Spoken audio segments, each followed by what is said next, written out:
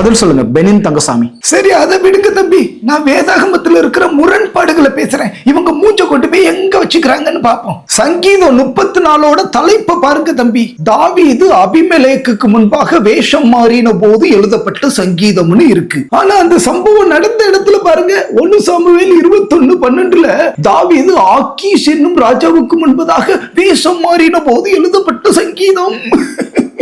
ஒரே சம்பவம், ஆனா வேற வேற பேரு. எப்படி? ஓகே ஓகே ஃபாதர் பிரான்சிஸ், இந்த கேள்விக்கு உங்கள்ட்ட பதில் இருக்கா?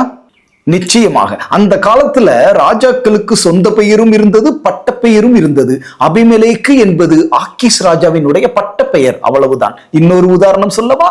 எகிப்திய ராஜாக்களுடைய பட்ட பெயர் பார்வோன். ஆனால் ஒவ்வொரு ராஜாக்களுக்கும் ஒவ்வொரு பெயர் இருந்தது. அது போலத்தான் இதுவும். இதில் எங்கிருந்து முரண் வந்தது? சிலருக்கு புரிந்து கொள்ளும் திறன் இல்லை என்று வேண்டுமானால் சொல்லிக் கொள்ளலாம். இல்லன்னு எப்படி சொல்ல முடியும்? இன்னும் இருக்கே. இயேசு சுமந்துட்டு போன சிலுவையில இவன் யூதருக்கு ராஜான்னு போர்டு எழுதி வச்சாங்களா?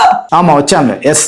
மத்தேயு அதை தலைக்கு மேல வச்சாங்கன்னு எழுதுறாரு. மார்க் சிலுவைக்கு மேல வச்சு கட்டுனாங்கன்னு எழுதுறாரு. லூக்கா அதை அவருக்கு மேல வச்சாங்கன்னு எழுதுறாரு. ஐயா, நான் கேக்குறேன், சிலுவைக்கு மேல ஒரு பலகைய வச்சாங்களா கட்டினாங்களான்னு கூட இவங்களுக்கு தெளிவா எழுத தெரியல. இதெல்லாம் பரிசுத்த வேதம் பைபிள்னு இல்ல, இதையெல்லாம் ஒரு கேள்வியா கேட்கறதுக்கு உங்களுக்கே சிரிப்பு வரணும். நீங்க குறிப்பிடுகிற வேத பகுதிகள்ல முக்கியமான பாயிண்ட் என்ன? இவன் யூதருக்கு ராஜான்னு சிலுவையில எழுதி வச்சாங்க, அதுதானே? அதை கருப்பொருள் மாறாம 4 சுவிசேஷத்திலையும் தெளிவா பதிவு செஞ்சிருக்காங்க. இதுக்கு மேல என்ன வேணும் சார்? ஒரு உதாரணம் சொல்றேனே. இப்போ உப்ப தின்னவன் தண்ணி குடிச்சான்னு எழுதி வச்சிருக்கு சார். இதுல முக்கியமான பாயிண்ட் என்ன? அவன் உப்ப தின்னவன் தண்ணி குடிச்சது, அதானே? அதை விட்டு அவன் நின்னுட்டு குடிச்சானா, படுத்துட்டு குடிச்சானா, குனிஞ்சிட்டு குடிச்சானான்னு கேட்டா அது விதண்டவாதம் இல்லையா சார்?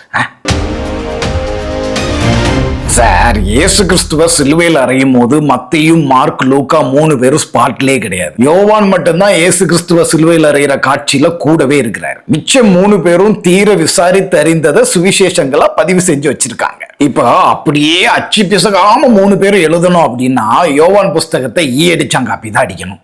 அடிச்சாங்காப்பி அடிக்கிறதுக்கு இது என்ன ரெக்கார்ட் நோட்டா சார்? அவங்களுக்கு ஆவியானவர் எப்படி ஏவினாரோ அப்படி பதிவு செஞ்சு வச்சிருக்காங்க சார். சார், ரொம்ப பாரத்தோட நான் பெனின் தங்கசாமி அவர்கள்ட்ட ஒரு கேள்வி கேட்கிறேன். தனிப்பட்ட முறையில பிதாவுக்கும் அவருக்கும் உறவு இருக்கா, இல்ல இருந்துச்சா?